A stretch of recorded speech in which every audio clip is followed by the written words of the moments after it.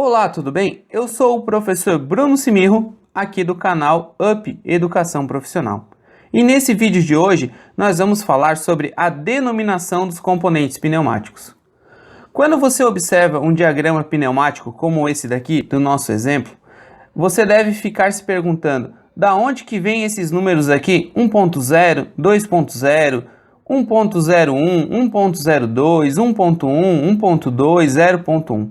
Então, nessa nossa aula, nós iremos mostrar como que você pode fazer a denominação, colocar essa numeração nos seus circuitos pneumáticos. Acompanhe essa aula com a gente, que eu tenho certeza que você nunca mais vai errar como você deve fazer a denominação dos componentes pneumáticos.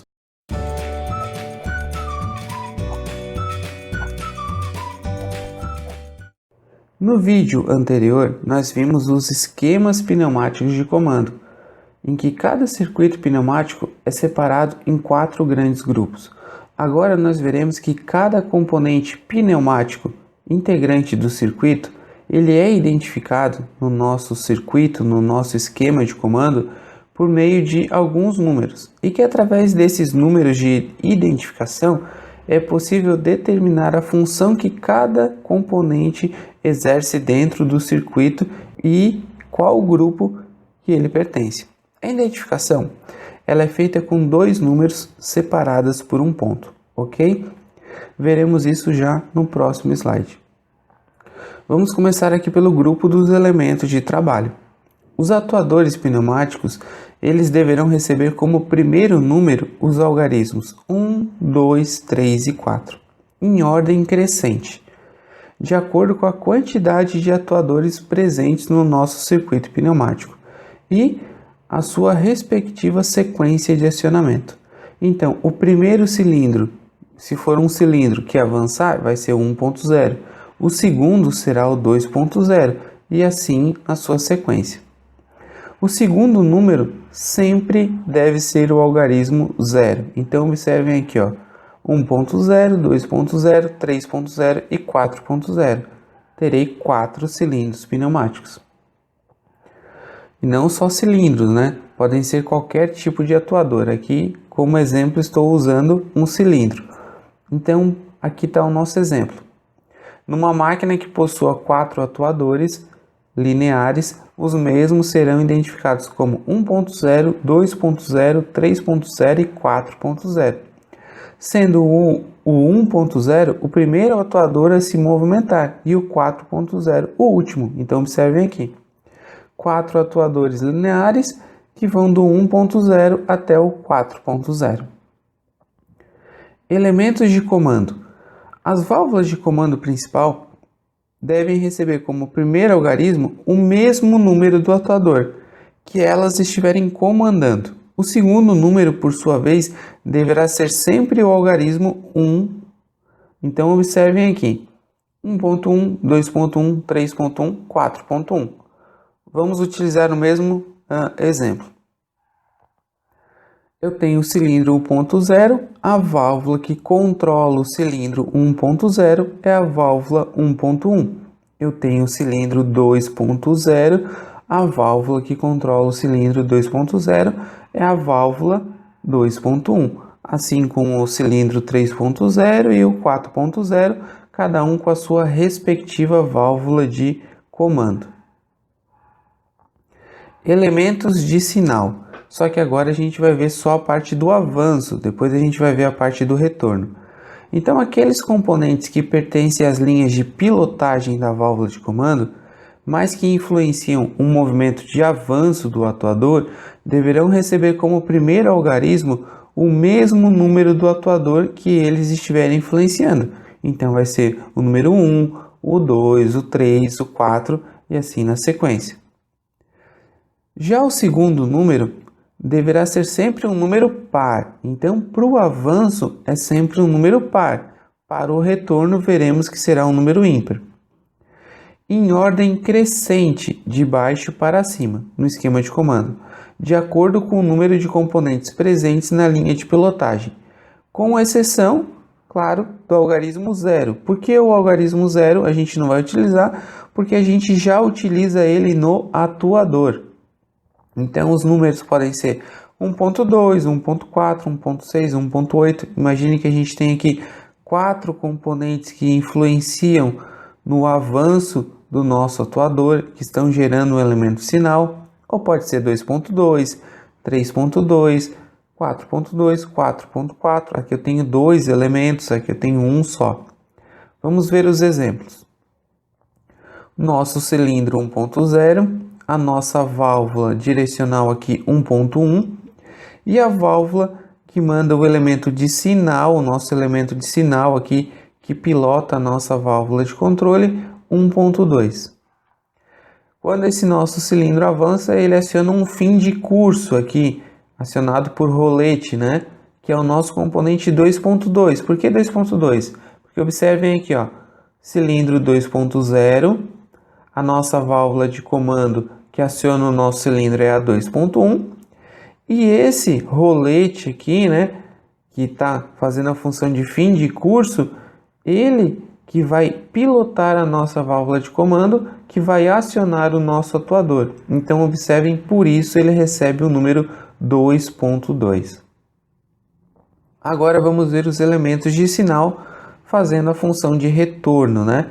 Aqueles componentes que pertencem às linhas de pilotagem da válvula de comando, mas que influenciam o retorno do atuador, também devem receber como primeiro algarismo o mesmo número do atuador que estão influenciando, o número 1, 2, 3, 4 e por aí vai na sua sequência.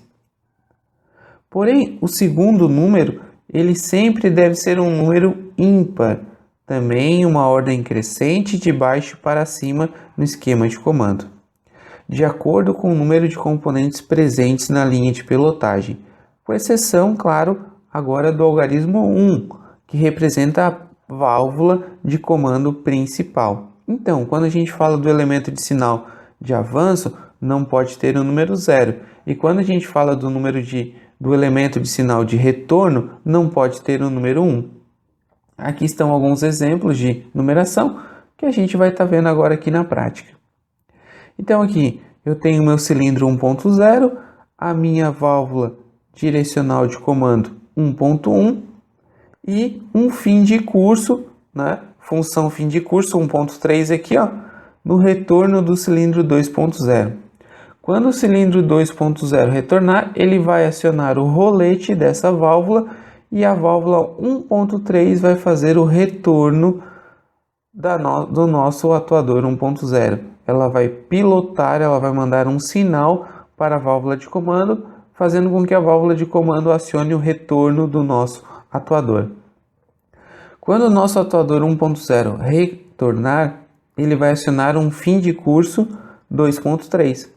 Nosso fim de curso 2.3 é uma válvula rolete que irá mandar um sinal para a nossa válvula 2.1, fazendo com que o nosso cilindro 2.0 retorne. Vamos ver aqui alguns exemplos, né? Uma válvula acionada por um botão que pilota o comando principal 1.1, que é uma válvula direcional, para que o cilindro 1.0 retorne. Deverá ser identificada com o número 1.3, se ela for a primeira válvula de passagem. Mas se tiverem mais válvulas para fazer esse retorno, a gente vai precisar colocar os números 1.5 e 1.7. Então olha só aqui o exemplo. Nesse circuito aqui, quando eu aciono 1.2, eu estou mandando um sinal na linha de avanço para a minha válvula de comando principal, que é 1.1. E eu tenho o meu cilindro, o meu atuador, que é 1.0. Quando esse cilindro avança, observem aqui que eu estou indo de baixo para cima. O botão 1.3, ele faz o retorno. Ele é um elemento de sinal de retorno. Porém, ele não funciona sozinho esse circuito. Nesse circuito, eu preciso que o meu atuador chegue no fim de curso, que é 1.5, uma válvula rolete, e a combinação da válvula 1.3 com a 1.5, eu tendo um acionamento bimanual aqui, no caso aqui eu tendo um acionamento simultâneo do botão, que é manual, e do fim de curso, que é mecânico, eu estarei enviando duas pressões para a válvula E, que é 1.7, que também é um elemento de sinal porém aqui é um processamento de sinal que está influenciando na linha de retorno. E daí sim eu vou estar mandando um sinal para a válvula direcional e o nosso cilindro retorna. Observem que eu tenho 3 elementos aqui para fazer o retorno, cada um com uma numeração, uma identificação diferente. Todos com o primeiro número do atuador e o segundo número numa sequência, número 3, 5 e 7. Como eu só tenho um elemento para o avanço, então seria 1.2. Os nossos elementos auxiliares. Lembrando que nós temos 2 tipos de elementos auxiliares. Os elementos que são de alimentação, preparação do circuito, e nós temos aqueles nossos elementos que controlam a velocidade. Então, todos os componentes pneumáticos que são instalados na linha de alimentação deverão receber como primeiro número o algarismo 0. Já o segundo número deverá ser os algarismos 1, 2, 3 e 4 numa ordem crescente conforme a quantidade dos elementos que aparecerem no nosso circuito. Então aqui estão os exemplos: 0,1, 0,2, 0,3 e 0,4. Aqui nós temos um circuito completo, né? Esse aqui bem mais simples, só com um elemento de sinal para o avanço, um elemento de sinal para o retorno, e aqui embaixo está o nosso elemento auxiliar de alimentação, que nós estamos colocando aqui no nosso lubrifil, que é o elemento 0.1. No compressor aqui a gente não coloca, porque como a gente já viu, do compressor até o lubrifil existe uma série de componentes, né, de preparação, produção e distribuição do ar comprimido. Já os elementos auxiliares de velocidade são aqueles elementos que estão instalados entre a válvula de comando principal, que é a nossa válvula direcional de controle, e o atuador, que vão interferir na velocidade do atuador. E eles deverão receber um número completo do atuador. Qual é o número completo do atuador? 1.0, 2.0, 3.0 e 4.0. Porém, eles vão receber um terceiro número, um terceiro algarismo, que deverá ser par se ele influenciar no avanço, assim como os elementos de sinal, e se ele for ímpar, se ele influenciar no retorno, também em uma ordem crescente, de baixo para cima, no nosso esquema de comando. Então aqui temos os exemplos: 1.01, 1.02, 1.03 e 1.04. Lembrando que os números pares são para o avanço e os ímpar são para o retorno. Vamos ver aqui um exemplo. Aqui é legal porque se eu tenho um controle, uma regulagem na entrada do ar comprimido, meter in, eu tenho a minha válvula direcional e eu tenho o meu atuador. Observem que eu estou regulando a entrada do ar. Então o nosso cilindro ele vai avançar de forma regulada, estou controlando o avanço. Se essa válvula está controlando o avanço, ela vai ser 1.02. Já essa daqui está controlando o retorno, a entrada do ar que vai fazer com que o cilindro retorne. Então ela é 1.01. Agora, se eu faço o controle na saída do ar, meter out, que é o indicado, essa válvula 1.01, por mais que ela esteja colocada aqui na linha de avanço do cilindro, observem que ela não está regulando o avanço, ela está controlando a saída do ar comprimido. Então aqui, essa válvula está controlando o retorno, por isso que ela é 1.01. E essa daqui está controlando o avanço, então o ar que está saindo por aqui, ele não passa pela retenção, ele passa pela parte de regulagem. Então aqui estou controlando o avanço, por isso 1.02. Então prestem bem atenção nesses exemplos aqui. Então aqui eu tenho um circuito completo, que é o circuito que eu apresentei naquela imagem, na foto da aula passada de esquemas pneumáticos de comando, em que eu tenho o meu circuito completinho aqui mostrando para vocês. Nesse caso, estou usando as reguladoras na função meter out, regulando a saída, por isso que a gente tem 1.01 e 1.02, 201 e 202. Aqui estão os nossos fins de curso, que são válvulas acionadas por rolete. Aqui eu tenho a minha válvula de start e o botão inicial. Então, quando eu aciono o botão 1.2, piloto a válvula 1.1 e o cilindro avança. O cilindro aciona o fim de curso 2.2, que é quem vai fazer o sinal, vai enviar um sinal, uma linha de pilotagem para a válvula 2.1 e o nosso cilindro 2 avança. Acionando o fim de curso 1.3. 1.3 é o nosso fim de curso que vai fazer o retorno do cilindro número 1. Então ele pilota a nossa válvula 1.1 e o nosso cilindro 1 retorna, acionando o fim de curso 2.3, que é o fim de curso que aciona o retorno do cilindro 2.0. Então esse circuito aqui é aquele que foi apresentado numa foto. Representação das válvulas de rolete.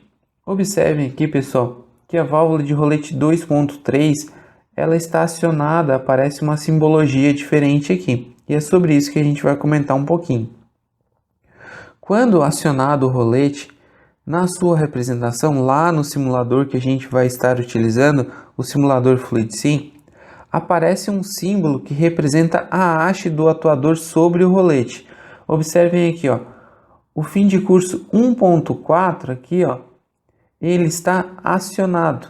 Então, ele não é normalmente aberto, ele é normalmente fechado, como o fim de curso 1.3, a nossa válvula rolete 3 por 2 vias, né, que é acionada por rolete, retorno por mola, ela é normalmente fechada, assim como essa, porém essa daqui está representando que ela está acionada, quer dizer que em repouso, com o circuito desligado, desativado, despressurizado, o fim de curso, o rolete, ele está acionado mecanicamente. Por isso que a válvula está com uma função diferente, não está na sua posição inicial, ela está na posição acionada. Não quer dizer que ela é uma válvula normalmente aberta, ela é uma válvula normalmente fechada, porém ela está acionada, e quando ela está acionada, ela fica normalmente aberta. Então isso é necessário prestar atenção nas montagens desses circuitos na prática. Já a válvula de gatilho também pode ter a sua representação acionada ou não, porém o que eu quero mostrar para vocês aqui é que a válvula gatilho ela é acionada em um único sentido. Então no simulador vai aparecer uma setinha apontando para o retorno ou uma setinha apontando para o avanço. Então, quando o nosso cilindro, esse aqui, retorna, ele aciona a nossa válvula gatilho. Quando ele avança, ele, como é uma válvula gatilho e tem uma mola aqui, ele não aciona a nossa válvula no avanço, ele aciona somente no retorno. Agora, se eu colocar a minha válvula numa outra posição, observem que a setinha agora está apontando aqui para a direita. Então, o nosso cilindro irá avançar e ele vai acionar a nossa válvula somente no avanço. Quando o nosso cilindro retornar e passar por essa válvula, ele não vai estar acionando. Então, essas nossas válvulas aqui nos ajudam em circuitos que nós iremos ver mais na frente, que são uma sequência indireta, uma sequência que a gente não consegue fazer facilmente. Então a gente vai precisar das nossas válvulas gatilho, acionadas por gatilho, para estar fazendo essas sequências.